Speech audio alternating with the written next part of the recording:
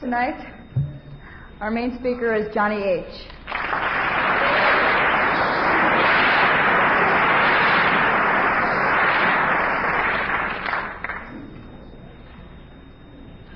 Hi, everybody. My name's Johnnie, and I'm an alcoholic. I'd like to thank Frank for the privilege of participating in an Alcoholics Anonymous meeting. I have always considered it some type of a privilege to be allowed to come and sit in an AA meeting. I have never been able to get it through my head that I have a right to be here just because I don't drink alcohol anymore. I hope as long as I'm able to breathe in and out, I'll always consider it a privilege to be allowed to come and sit with people who I consider my peers, who I would like to be like and try to be like, and sometimes I am and sometimes I'm not.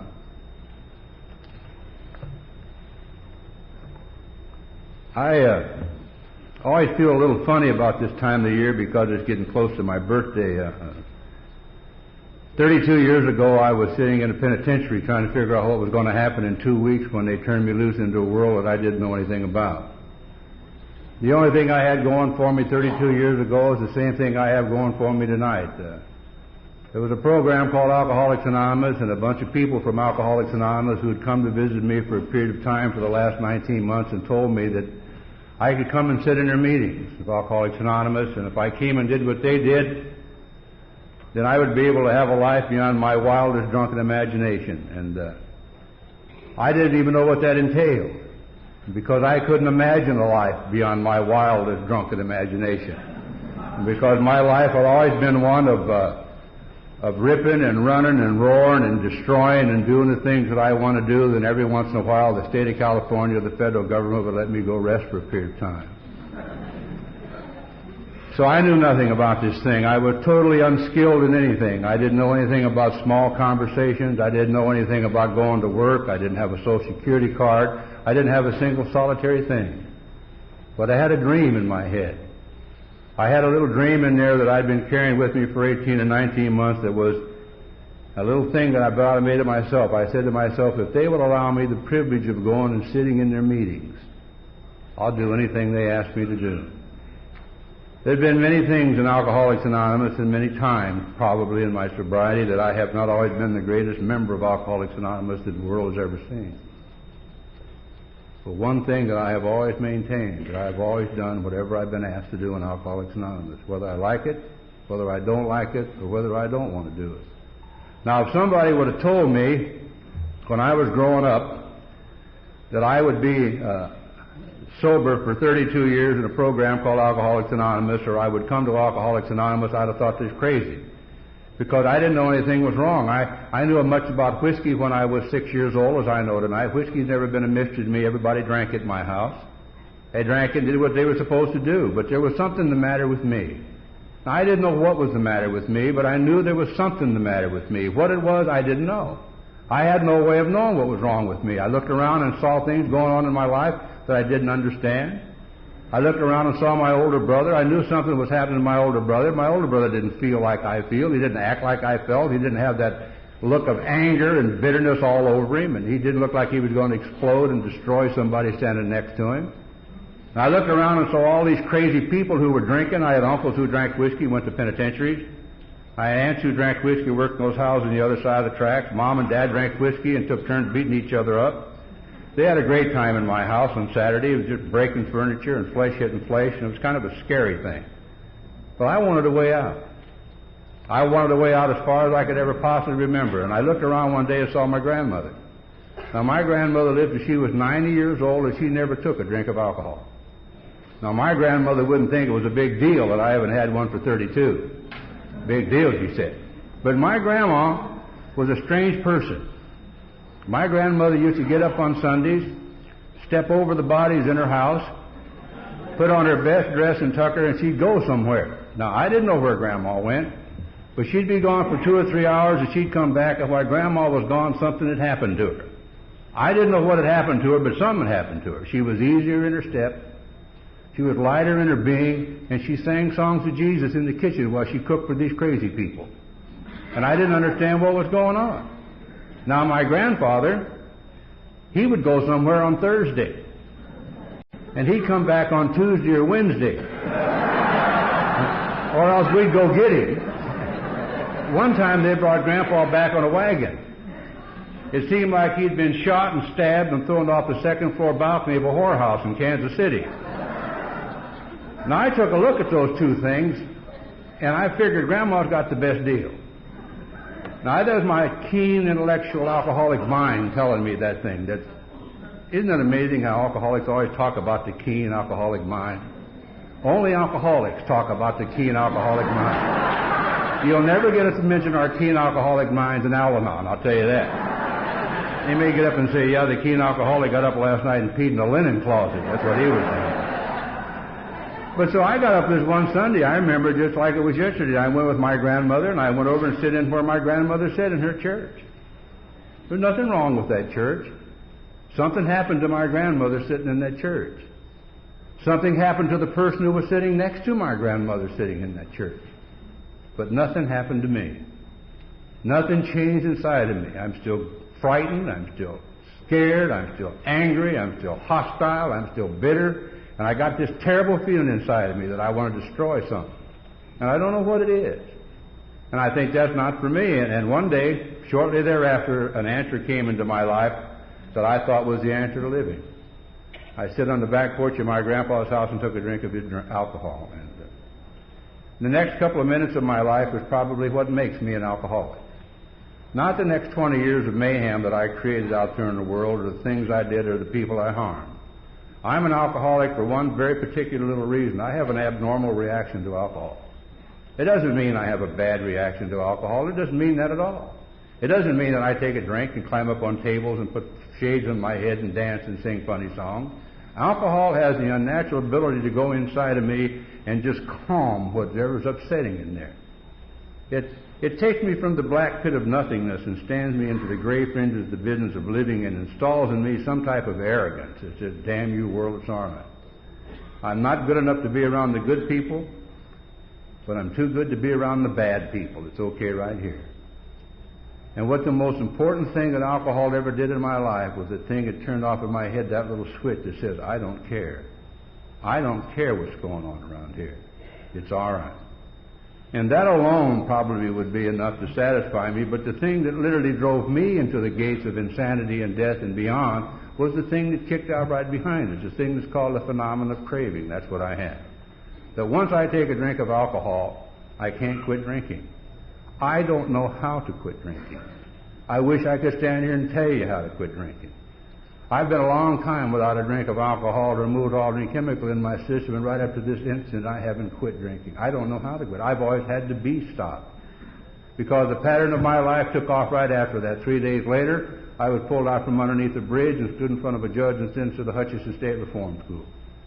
20 years later, they pulled me out of a car in Compton and stood me in front of a judge and sentenced me to 20 years in the penitentiary.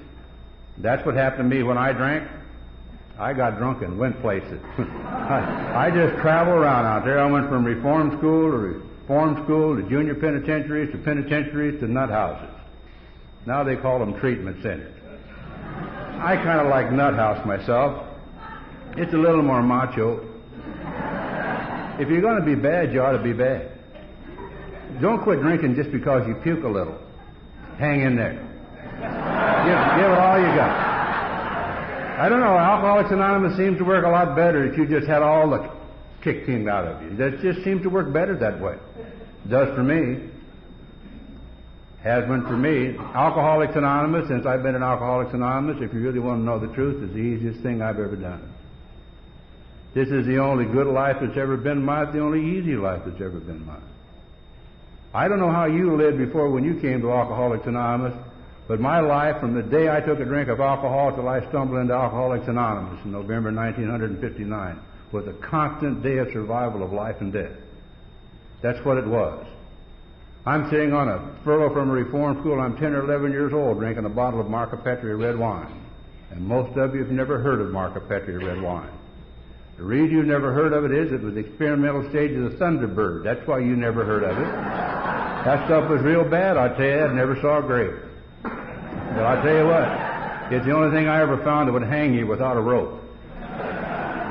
But I'm drinking this stuff and I ain't doing what I'm supposed to be doing, and the guy tapped me on the shoulder and said, you ought to try these.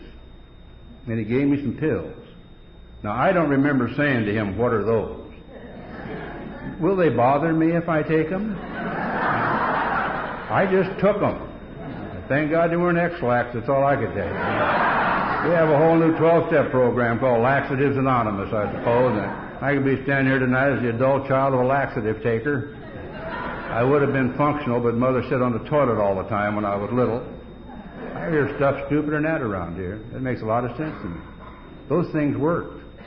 Thank God they worked, because I'm sitting on the same street corner a couple of years later on the furlough from another reform school, and I'm eating these pills and I'm drinking this wine and it's not working.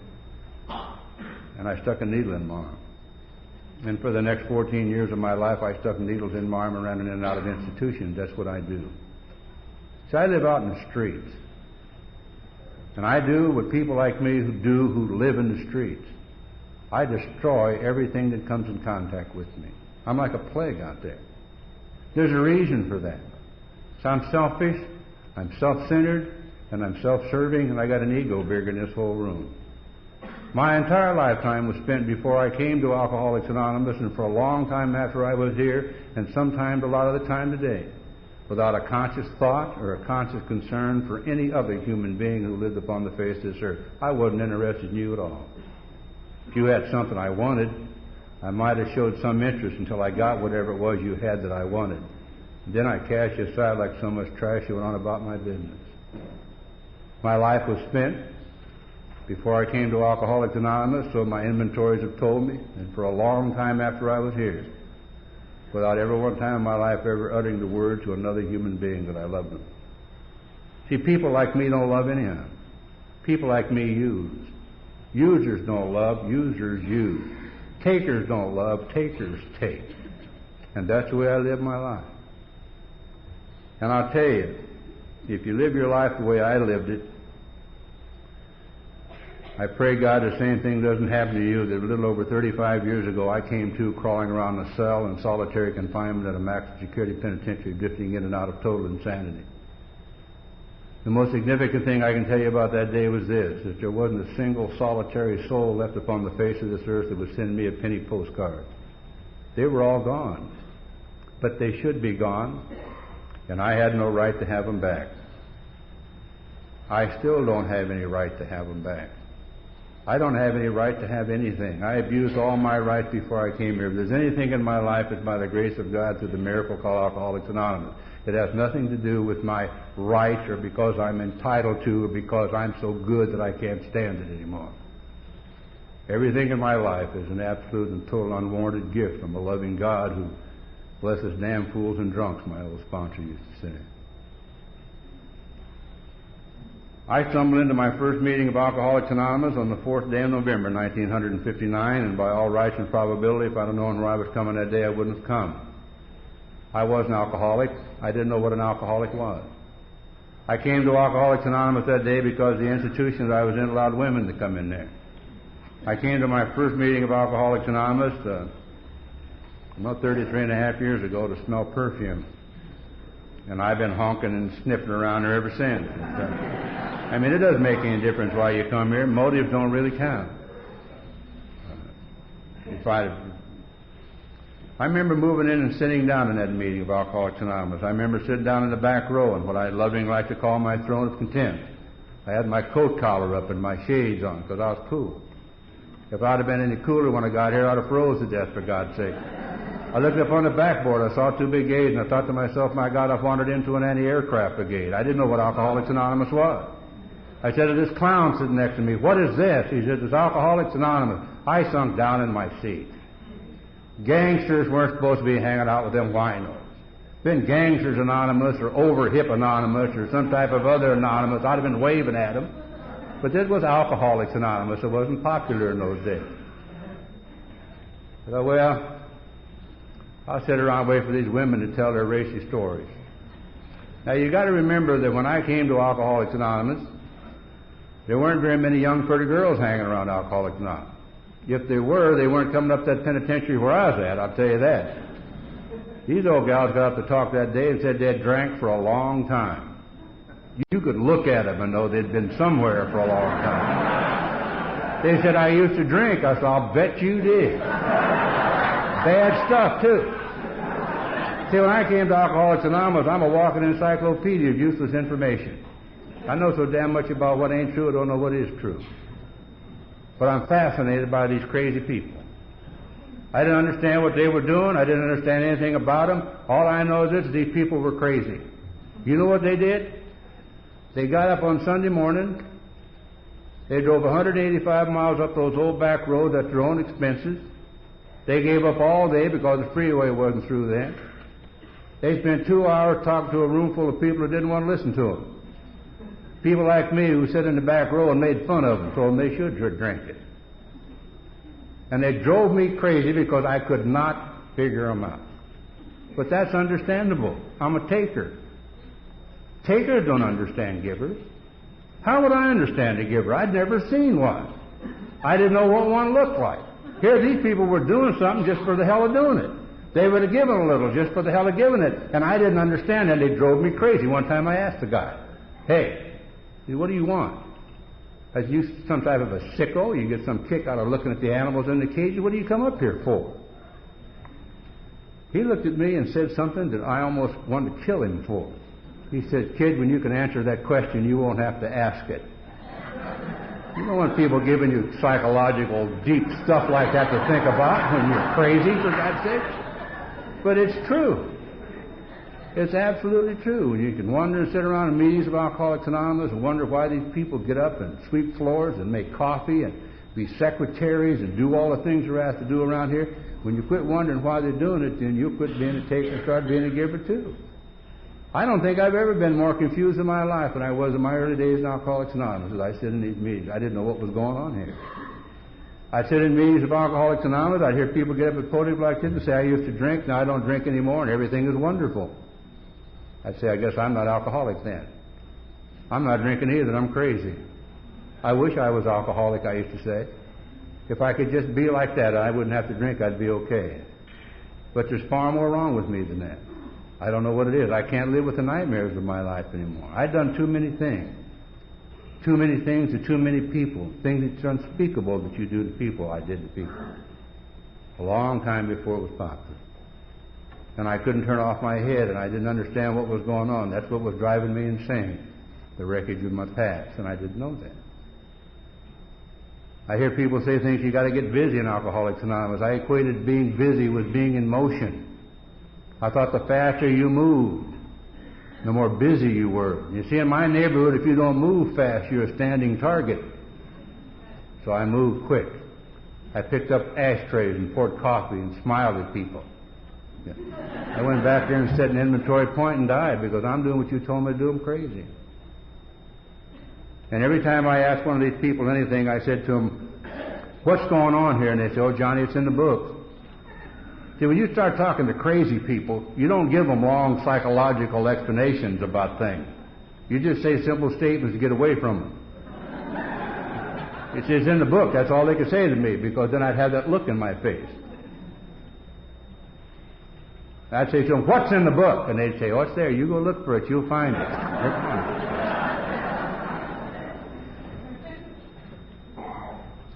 You know, I'm sober today probably in Alcoholics Anonymous and have been for all these numbers of years, not because I'm an intellectual giant, or not because of any particular reason, or because God has blessed me beyond anybody else. I'm sober today because of my defiance and because of my not knowing what's wrong with me, of not knowing what the nature of my illness was, and not having any preconceived ideas or have anything to blame, not even alcohol, for the condition that I was in. I'm sober today because of my defiance. I was going to prove to you that my case was different, that I was not like you, that I was an alcoholic. I was going to work your program of recovery and prove to you I was different. It wouldn't work for me. Well, one day, sitting in a room with a man doing what our program of recovery says is the fifth step, the greatest single event that's ever happened to me in my entire lifetime happened to me that day.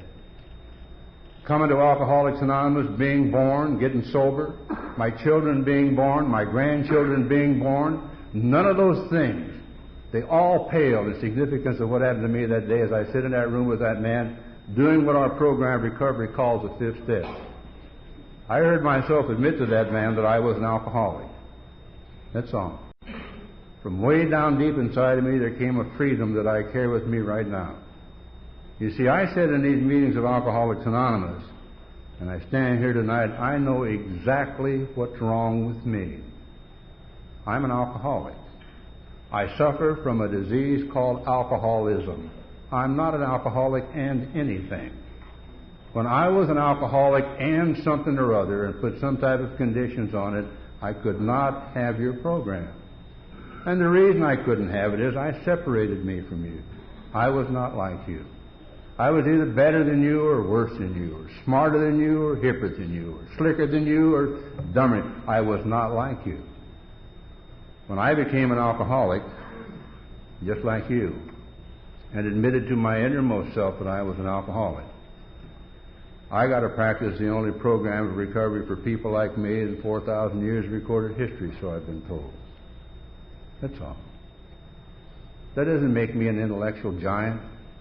That doesn't make me better than anybody else. That doesn't make me smarter than anybody else. As a matter of fact, I'm glad I'm not as smart as some of the people. I'm glad I'm not as intelligent or have as much wit or as socially keen as some of the people I see. I'm glad I'm just simple enough to believe that Alcoholics Anonymous works for me and for alcoholics of my type. I'm glad of that. I'm glad that all the things that I did before I came to Alcoholics Anonymous drove me literally into the gates of insanity and death. That when I came and sit into meetings of Alcoholics Anonymous, the wreckage of my past was no longer tolerable to me, and nothing that I injected into my system would erase the nightmares and the deeds that I had done before I came here. And thank God for a program of recovery called Alcoholics Anonymous. To the best of my ability while in that institution, I completed the first 9 steps of our program of recovery. So when I came to Alcoholics Anonymous in June of 1961, I knew where I wanted to be and have never wanted to be anywhere else. I've never wanted to do anywhere else. I don't find anything at fault with my sponsor. I don't find anything wrong with the people who went before me. As a matter of fact, one of the things that I love most is the people who came and carried me around when I came to Alcoholics Anonymous, who gave me the foundation. My first sponsor, a guy by the name of Norm Alfie, who taught me the social skills that enabled me to be able to live in a world that I no longer understood and still don't understand today. He told me that I should have to go to work because I have to be self-supporting through my own contribution. He didn't want it. He told me I was a bum if I didn't work. I told him I was not a bum. I was an AA member. He says, "You're an AA bum. Bums don't work." He was just cruel and inhuman to me. He would tell me strange things. I'd call him up in the middle of the night and I'd say things to him like, "Norm," he'd say, "What do you want, jackass?" I'd say, "Norm, my program ain't working." He'd say, "Why don't you try ours?" I mean, simple. And then he would always say things like, "You don't understand, jackass, your program never did work." It's true. My program doesn't work. My program never worked. My program took me into the gates of insanity and death and beyond. Our program of recovery called Alcoholics Anonymous, has afforded me a life that has brought to me things that I never dreamed that I could possibly ever have. Most of my life I live in some types of peace. Most of my life. The only thing that disrupts that peace and tranquility in my life is me, my selfishness and my self-centeredness and my self-serving. And just because you come and sit in meetings of Alcoholics Anonymous night after night after night, 6, 7 nights a week for 30-some-odd years, doesn't mean that the selfishness and the self-centeredness completely and totally isolates from me. That's why I have to come to meetings. That's why I have to come here. I can find no fault with Alcoholics Anonymous. I can find no fault with the people who went before me, because some giants walked this path before I got here. Giants. People who loved Alcoholics Anonymous, and by their very love of it, taught me to love it. A guy like my first sponsor, Norm Alfie. Got one of the greatest things he ever told me one night, because, you know, I'm kind of a hot shot when I'm new. I'm hanging around and I'm doing stuff, I'm hearing things, and people are always telling me what a miracle I am, and I'm believing it. What a great thing you are, the institutional work, and I believe that. And one night I'm with a meeting with Norm, and I'm back at the literature table at the coffee break. And some guy said, "Gee, John, do you realize that you're a miracle?" I said, "Really?" He says, "Yes, you are. I've heard your story. You are a miracle." I said, "Really?" Oh. I just kind of two-stepped back to my seat after the coffee break and slid in down there, and I stared off into the heaven from whence I came to see if they were hovering around waiting for me over there somewhere. And Norm looked at me and he said, "What's the matter with you, jackass?" And I said, I didn't even answer him. I'm so far gone. We're driving home in the car that night, and he said, "I'm staring out the window. I'm looking for the spaceship. What I'm looking for." And he said, "Jackass, what's wrong with you? You've been smoking that stuff again?" I said, "Norm, I'm a miracle." He ran into the divider, stopping the damn car on the freeway. He said, "You're a what?" And I said, "I'm a miracle, Norm." He said, "Where do you get this stuff?" I said, "That guy back there said it." "Miracle," he says. "Yeah, jackass, you ain't a miracle. Alcoholics Anonymous is a miracle. You're just a small part of it." Now, I don't know what that does for another living soul in this room, but I can tell you what it done for me for 30-some-odd years. It's allowed me to stay small enough to stay here. Could you imagine what a guy with my type of ego would do if I thought I was a miracle? Hey, I'd be down there sifting through the ashes in Waco right now, rebuilding. I got that type of ego. I got that type of self-centeredness and self-serving. I can't believe nonsense like that. I can't believe that I'm anything special. Chuck taught me that there was nothing special about me or any of us. Chuck told me we ain't chosen here. He said, we're all God's kids. All of us are. If I am, you are. If you are, I am. If I'm not, you're not. And if you're not, I'm not. Chuck told me that God makes the rain to fall on the just as well as the unjust. Told me, judge ye not, for righteous judgment leads to be judged. True. I've judged and been judged. But one thing I've always done, I've always came to Alcoholics Anonymous and done what I've been asked to do here.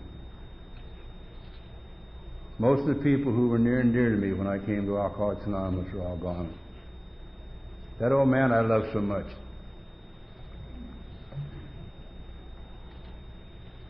The last year he was alive, I got to sit with him and learn many things, like a child learns from a father.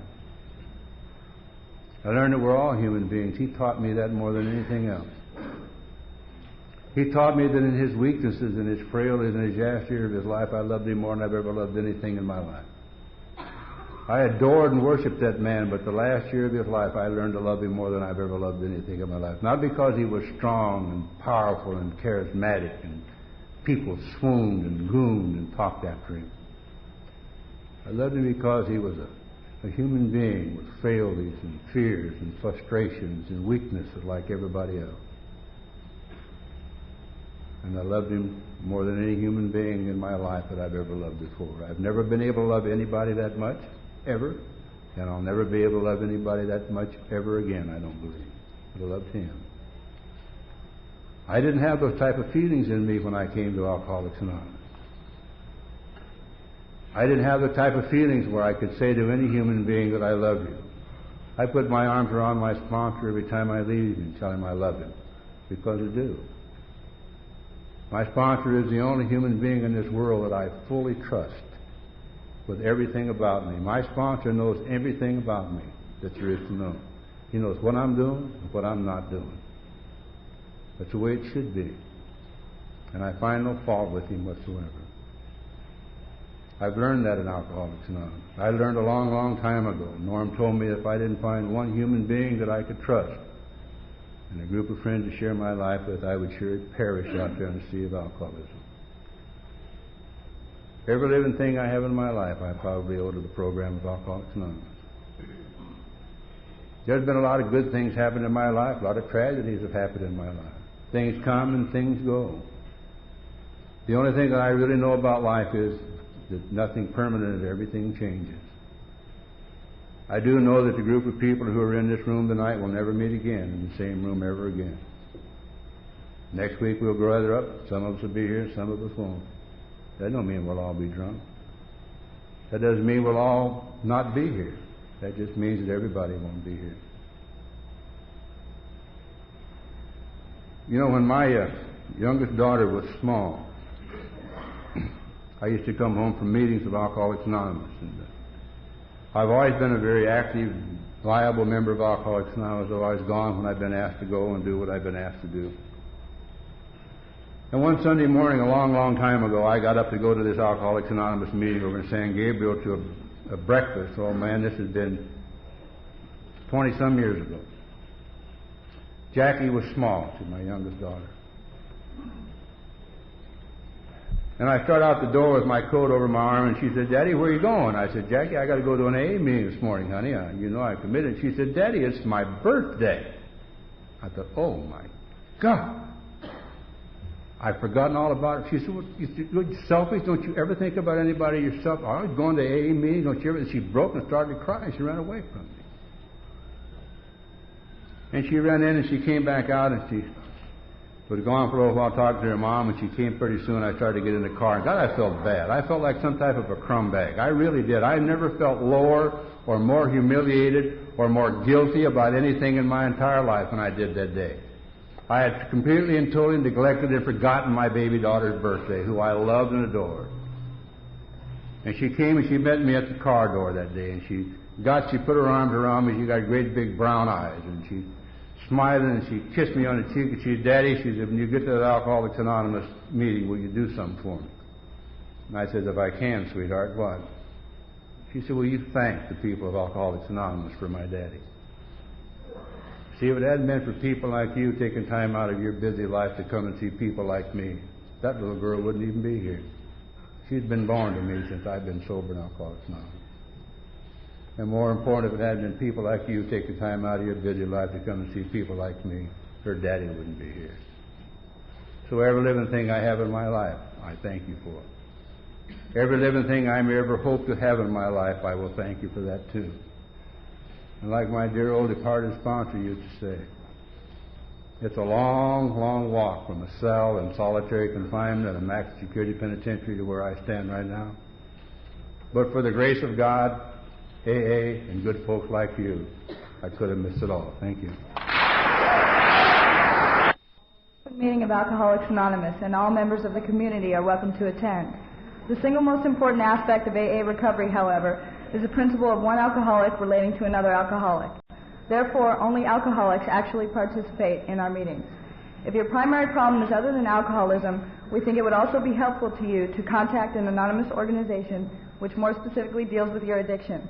In any case, we hope that what you learn here may be helpful to your recovery and or understanding. Good evening. My name is Brooke, and I'm an alcoholic. The format of this meeting is 2 10-minute speakers, a coffee break, and a main speaker. Tonight, our first 10-minute speaker is Lisa S.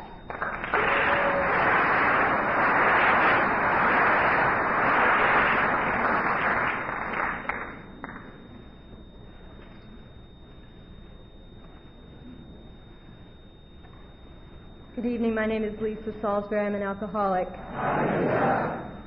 First of all, I'd like to thank Frank very much for asking me to share. It is an honor and a privilege, and one I don't take lightly. I'm always reminded when I come to the podium that I wanted to be an accomplished flautist as a teenager, but what I found out was that when I stand up in front of people and try and do anything, I can't breathe, and so I was unable to do that. And I hope I can breathe by the time 10 minutes is up. What it was like, what happened, and what it's like today is the format.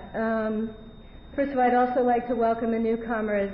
I came to Alcoholics Anonymous in complete desperation, and I had postponed it as long as possible. So if you're here and you're not happy to be here, that's fine. We don't care whether you like us. We just care that you keep coming back. I grew up in northern New Jersey in an upper middle class family, and we all drank a lot. Alcohol was just part of everything we did.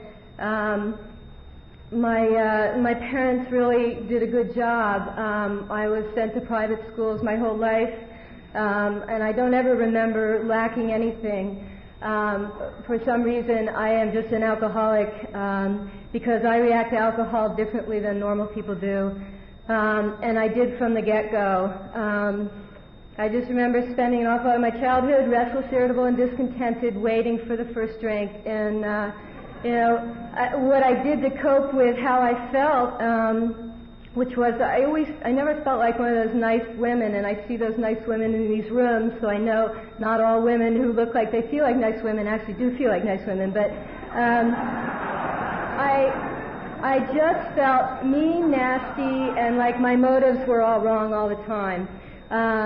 And I was constantly obsessed with myself. And I remember when I took my first drink, I was in the 6th grade, and we got some wine, and I had a glass, and then I had a second glass, and my friend said, "What's it like?" Because she was too afraid. And I said, "Well, it's like I don't know who I am." And I believe that alcohol did that for me. It relieved me of the bondage of self and allowed me to function in a room full of people. So I didn't continue drinking from that point on. I actually went on to become a bulimic, and that's how I coped with my teenage years. And it's not a pretty disease, but it worked. And I've had people in sobriety. I've had heroin addicts come up to me and say, "That's disgusting." And anyway, so as soon as I was of age, I began to drink, and quickly in college, me and my roommate became the Alki sisters, and I thought that was very funny, and I never in my wildest dreams thought that would come true, because I believed that, members of my family were alcoholics, and I never wanted to be like that. But unfortunately, I have the phenomenon of craving, which when I take the second drink, there's nothing I can do to stop that craving, and my mission becomes finding more alcohol. I went through college, getting arrested a lot, dropping out a lot. Took 6 years to finish a 4-year program. In the meantime, had 2 or 3 misdemeanor arrests, and 1 felony arrest, which was for possession of marijuana. I used marijuana during the week to control the phenomenon of craving, and I used alcohol on the weekends so that I could drink more. And it was constantly trying to get the right combination. The felony arrest was for marijuana. What happened was they arrested me for possession with intent to distribute. What they had found was my private stash, and I tried in all honesty to convince them that I had no intention of even sharing it with anyone.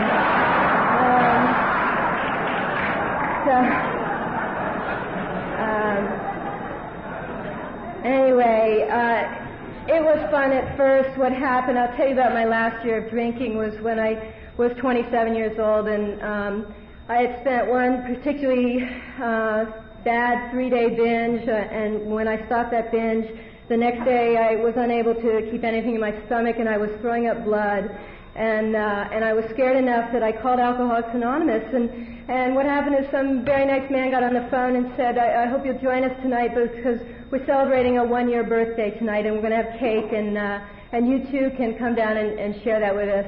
And I just went, that is the stupidest thing I have ever heard. And what also happened was I had a really good Al-Anon boyfriend, and he turned to me. I said, I have a problem, and he said, well, if you know you have a problem, then there's no problem. And in that twisted logic, that was good for another year, and it didn't get any better. The last 6 weeks of my drinking, I didn't take a sober breath. I had been an around-the-clock drinker for about the past 6 months of my drinking, the last 6 months, and in the last 6 weeks I wasn't even able to sleep through the night anymore. I would wake up with cold sweats, and Susie Nesbitt, I've heard talk about this, and it's a scary place to be. And Anyway, what happened is I was delusional enough to think I could make a New Year's resolution and quit drinking, and January 1st came around, and I had a good jump on it because I didn't wake up till 2:30 in the afternoon.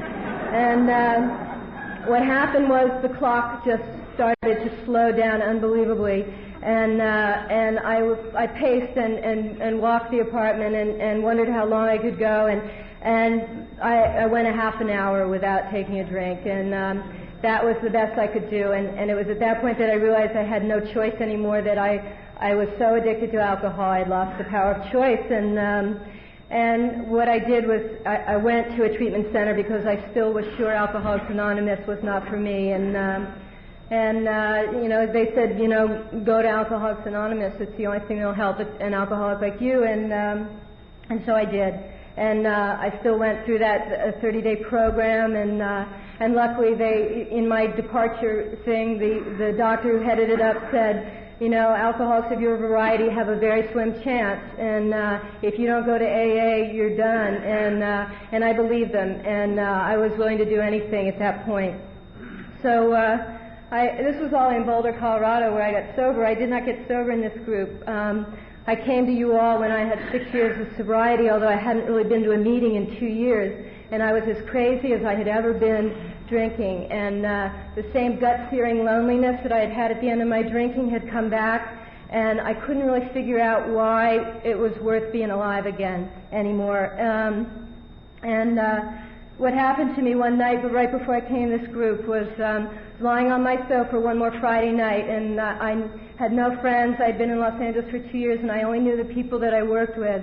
And it dawned on me that I was so depressed that perhaps I could use cocaine medicinally to relieve the depression. And that illogical thought came to me as a very logical thought, and it scared me enough to go to any lengths again. And so luckily an Eskimo brought me to the New Year's party here at this group, and it was love at first sight. Clancy was up there, and his humor just was outstanding. And I had heard about him all the way in Colorado, and they said there's this crazy group on the west side in Los Angeles, and they make you clean up dog do till you have 30 days. And that's not true. We have to clean up dog do all the time. But anyway, I'm so grateful to be in this program, and I was at Mountain High this weekend, and when I came to this group, I didn't really believe in group activities much. I had always been a loner, and you know, I loved athletics, but I didn't like team sports. I had been a triathlete in early sobriety, and that was my favorite thing to do, was just get on a bike and ride for hours and run for hours and swim alone for hours. So I decided to join the softball team to see if I could do something different in my life. And you know, I found out that I am a halfway decent team player, and my team, I was the coach of the Team 3 at Mountain High that won the softball tournament this year, and I'm really proud of all of them, and we did a good job. And, you know, I'm so grateful to this group. You know, you made my sobriety worth doing again, and I want to thank you all.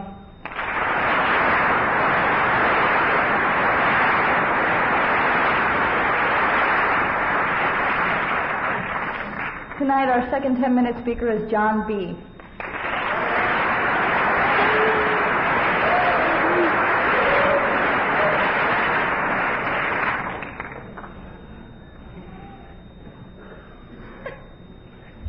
My name is John Broderick. I'm an alcoholic. I'm not so much worried about my breathing. I'm just worried that the top of my head won't blow off.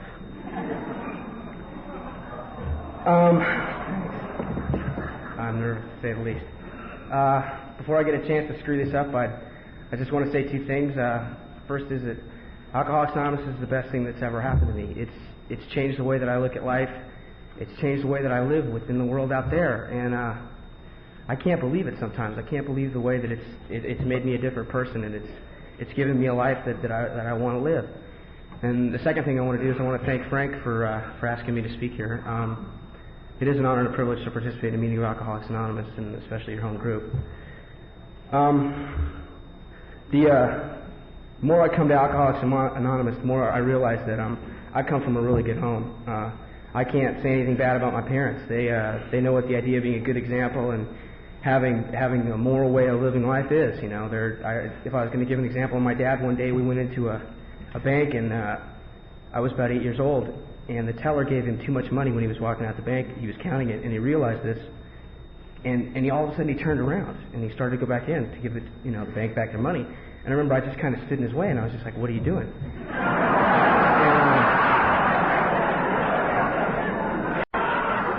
He looked his son right in the eyes and he said, "I got to go back there and get these people back their money because that's what I'm supposed to do.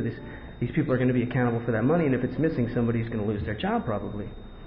And that's just kind of the person that I am. I remember at 8 years old, I just looked at him and I just shook my head. That didn't make sense to me, My family, for the most part, I guess would resemble something like normal, except for, other than me, I just have this real wild-haired brother, and growing up, he was just the older brother, and he was just real tough, and he was kind of sadistic, and I don't think he's here, so I can probably speak bad of him, but the thing is that he was drinking I just remember him drinking when I was a kid, and I remember as soon as I saw him drinking and what it did to him and what it did to my family, I just had this little code that I was never going to drink, and what ended up happening was for the most part, I don't see myself as restless when I was a kid, but what ended up happening was I went to the high school, and I went to this all-boys high school, and just feelings of not fitting in and just being different began to grow, and I mean, it got really, really bad. And if you're going crazy within your head and you got this code that you're not supposed to drink, you start to get a little bit tense, and that's what started to happen to me. And by the time I took my first drink, it was just a field had been plowed, and it was just ready to start growing. And the first time I drank, it gave me a feeling of hope in my life that I'd never really had, and it just calmed me down. And it wasn't real boom. It was just I had a couple beers and I felt pretty good, and then I had a couple more beers and I felt even better, and it just seemed like a mathematical equation right from the beginning.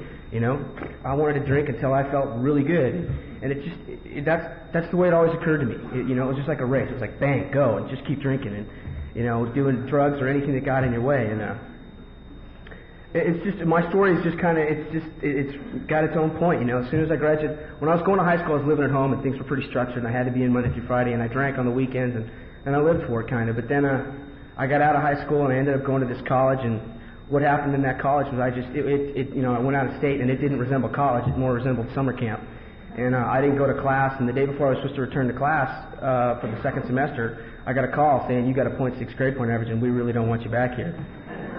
And I was about 19 at the time, and for the next 2.5 years, all I did was I was trying to go to community college here in Santa Monica, and trying to live at home with my folks, And I was drinking, and I was just doing my own thing. And my dad would come up to me periodically, and he would look me in the eyes, and he would say, "I don't think it's working out for you to live here at home. I think you better leave."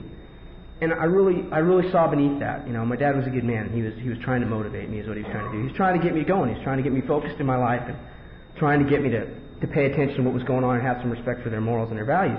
Because I wasn't. I was just, staying out till 2 at night and trying to make it to class. And after doing that for about 2.5 years, it just started to grate on him. And one day he looked me right in the eyes. He said, "I want you to get out of the house." And there was no motivational speech behind it. He wanted me out. And what ended up happening was I tried to stay with my friends. I'd always be like, my parents are screwing me over, and my friends would be like, "Yeah, come on, join us. We'll let you stay at the house." And I'd stay there for maybe 2 or 3 days, and then your friend inevitably just walks up, looks you right in the face, and says, "When are you leaving?" Because they've realized pretty much the same thing that your parents have realized, that you're a bum. And what ended up happening was I couldn't even make it that far. This kid across the street from my parents' house, he used to let me come in there and stay, and I was like 21 years old, and I was telling him, it's just not working out, and he let me stay there. And then one night I came in, and I couldn't stay in his room, and I didn't know what to do because I had nowhere to go, and I couldn't go to my folks' house, and I ended up going into their garage. And I remember when I went into that garage, I felt so good. There was a couch in that garage, and I made that garage my home for the next 8 months, And another part of my story is that I like to say I'm a thief or something like that, but I'm not. That glorifies what I am. I was a shoplifter, and I figured out a way to turn shoplifting into making money. And it all came to a crux in the spring of 1987. I began to steal, and I began to get in trouble with the law, and I couldn't hold a job. The whole time that I drank, I didn't hold a job for much more than 6 months or 3 months, and I'd been through I don't know how many jobs, 12 jobs in about 2 years, and everything in the spring of '87 just it came down. I had problems with the law early, and then I had problems with the law late, and I ended up going to a holding cell, and it just wasn't working out. It was just every time I went in there, I wasn't much on the outside world, but when I went inside there, I was even less, And I got out in June, and I remember because I hadn't shown up at work and I hadn't called, I came to work the next day and they were just like, adios. And I didn't know what to do. Something inside of me, I didn't know it. I mean, I couldn't sit there and say, gee, my life is at some crossroads. But it was, and I didn't know what to do. Because I'd been dancing and hustling for so long, and I didn't know what else to do outside in that world. And it was just, it had built up, and I couldn't lie to myself anymore. I remember I came up to my folks' house, and I was just like going to try to say that I was sorry for everything that I'd done, and I didn't know what to do. And I'd been lying to my parents since I was a kid, and I came up to that house, and the pattern of the lying was the same. I'd lie, and then the heat would get on, and I'd be honest, and I'd start anew, and I'd turn over a new leaf, and for a little while it would work, and then I'd start lying again. It'd been a pattern since I was 5 years old, and I came up to that house, and I wanted so bad to be honest, and I remember that night. It was so weird. My dad was just like, I don't want to hear anything you had to say. He was just like, how you doing? Good. And he knew about my problems with the law and some things like that, and he said to me that night, he said, I don't know what's staying here. I don't know what good it's going to do you, but, if you want, you can stay here. And I knew that if I was going to stay at the house that I couldn't drink. And for the next 2 weeks, I tried to have a little bit, I tried to drink a little bit and hang out with my friends, and I couldn't do it. And it was just making me crazy, because I couldn't stay out at night, and I couldn't drink that much. And, I was trying to control and enjoy my drinking, and I certainly wasn't doing that. And I remember one day my dad came up to me, and he just said, you're looking for a job? And I said, yeah, I'm looking for a job. And he said, do you think you're an alcoholic? And I said, no. He said, well, I want you to go to Alcoholics Anonymous or get out of the house. And I'd never wanted to argue with my father in my whole life. I'd looked at him so many times, and I'd fought so many times, and he wouldn't stand for it. He's tough. And I remember I sat there that day, and I gave him this great argument. I said, if I go to Alcoholics Anonymous, if you force me to go, it's not going to take. It's just not going to work out. And, I have to make that decision on my own. And I remember that he looked me right in the eyes. He said, that sounds really good. That's a really good argument. He said, I don't think you heard me. You go to Alcoholics Anonymous, you get out of the house. And my brother, this was my very first meeting, My brother brought me here, and he did what I think any family member should do. He walked me through the door over there. He looked me right in the face, and he said, don't isolate and shake hands. And he walked away. And for about 15 minutes, I tried to walk around here, but I started to shake and I started to sweat. And God bless it, I ended up, before I left that meeting, I got a sponsor, and if I had to say anything, I'd say that sponsorship has been probably the key to my growth in Alcoholics Anonymous. I mean, there's a lot of things that go into it. I mean, sure, there's the activities that you do, and there's trying to get involved around here, and it all helps out. But, my sponsors have been the ones that when I come to them with my problems, honestly, they've been able to correct me and put me right on the track, and it's funny. This morning, I took my parents to the airport this morning, and it always just strikes me as so weird, because 5 years into this deal, it's like I'm a son. They couldn't trust me. They couldn't trust me for the first 2 years of my sobriety, really.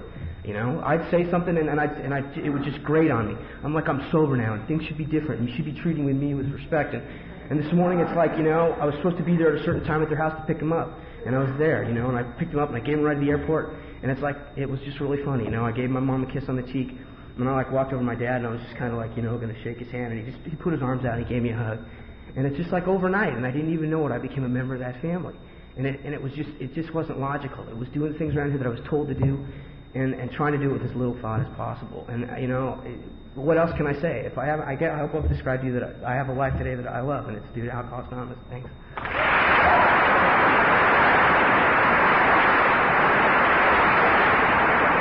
Birthdays at this meeting, and we define a birthday here as 365 days of continuous sobriety. No booze, no pot, no pills, nothing that affects you from the neck up. We put a candle on your cake for each of those 365 days. And if you're a regular attender of this meeting and you'd like to celebrate your birthday with us, you need to see me and then my assistant Kim S.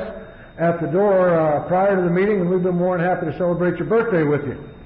And tonight we have 10 of those birthdays, and we're going to move right along with them again. And our first birthday tonight is for 1 year for Clark M. My name's Clark Martin, and I'm an alcoholic. I'd like to thank Lydian for my cake. I'd like to thank Frank for allowing me to take a cake. The Pacific Groups of Alcoholics Anonymous, and God. Thank you.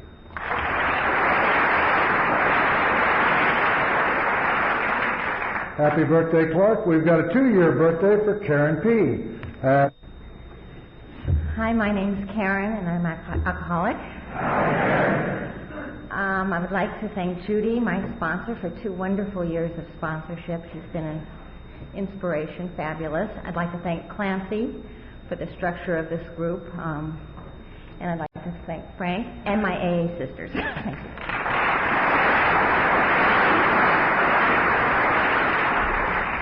Happy birthday, Karen. We've got another 2-year birthday for Bob W. I'm Bob Westbrook, and I'm an alcoholic. I'd like to thank my higher powers. I've come to understand them, and AA. I'd like to thank Joe Standusky, my sponsor, for giving me that cake. I'd also like to thank Rick Duvall, wherever you are in Japan, for starting me out in this program the last time, I hope. He gave me took me up to my 4th step, and then he left town. I was hurt by that. I want to thank Clancy for the structure of this group, Clancy and Charlotte for the yard, and 2 people that are special in my life, Mr. Tom Wilson, who is my boss, and has helped me quite a bit over the last 6 years, and my dear, dear friend, Kevin Broderick. Thank you.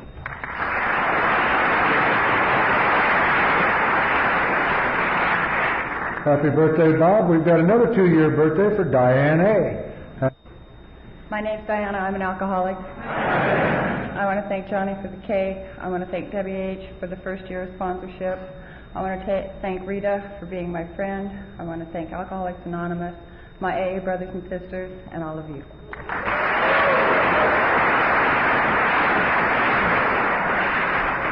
Happy birthday, Diane. We've got a 5-year birthday for Morgan D. Good evening. I'm Morgan Douglas. I'm an alcoholic. I'd like to thank God for my life today. I'd like to thank Steve for being my sponsor and giving me that cake. I'd like to thank my previous sponsor, Henry B. down in Long Beach.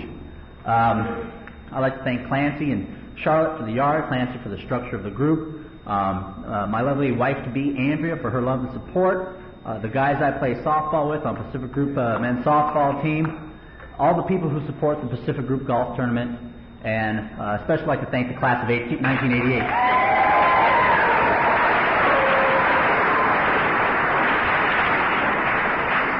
Happy birthday, Morgan. You could have cut that short just by thanking the athletic director, for Christ's sake. Okay, we've got a 7-year birthday for Nene A. Hi, I'm Nene. I'm an alcoholic. I'd like to thank Sharon for being a great sponsor. I'd also like to thank Clancy, God, AA, Louise for the privilege of sponsoring her, my AA sisters, and my handsome husband, Vic. Thank you.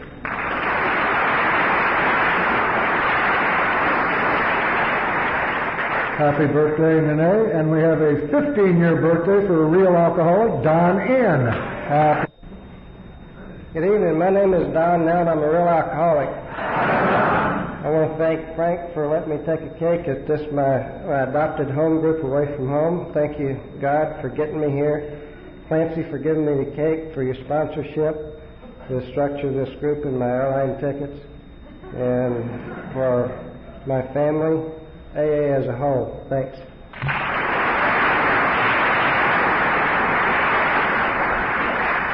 Happy birthday, Don. We've got a 16-year birthday for Jane R. My name is Jane Ryan, and I'm an alcoholic. Hi. I'd like to thank Pat for her sponsorship. I'd like to say hi and thank you again to my former sponsor, Michelle. And I'd like to thank all of you. Thanks.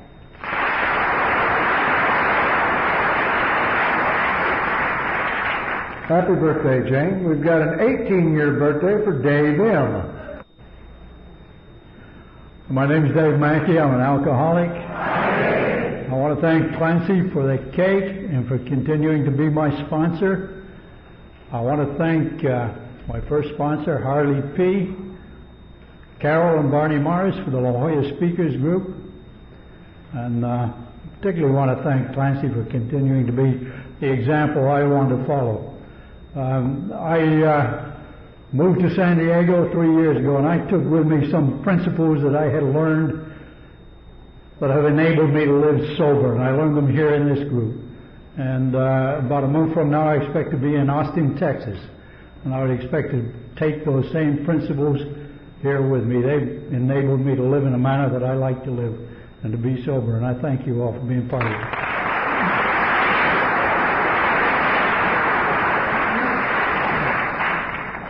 And our last birthday tonight is for 45 years for Mike R.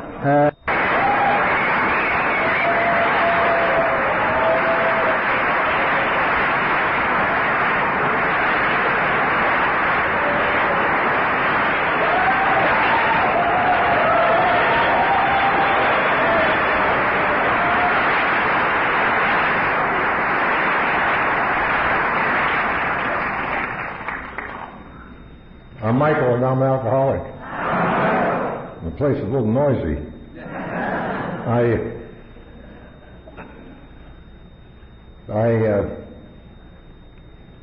I come to this meeting on Saturday night. People might think I'm just coming here to fool around or something. What night is it? Wednesday night. I keep getting mixed up between Wednesday and Saturday for some reason. Anyway, I just want to say that I like the meeting. I've liked every meeting I've ever been to, I think. And I come here to see Clancy and a lot of other people. And it's just that I'm so grateful for the fact that I'm able to still be around the program of Alcoholics Anonymous. And I found out that what I had to do was just pay attention to what was told to me some 45 years ago, when this friend of mine told me to sit down, shut up, and listen. And I looked at him and I said, "Are you mad at me about something?" He said, "I just don't want you to open your mouth." I said, "Why not?" He said, "You don't know anything." And he was right. And that was part of my cleaning.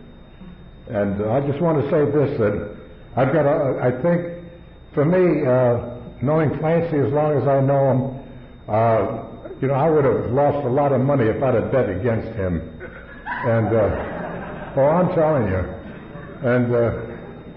And I'll tell you this, I think he's probably one of the nicer, best men that I've met in the program of Alcoholics Anonymous.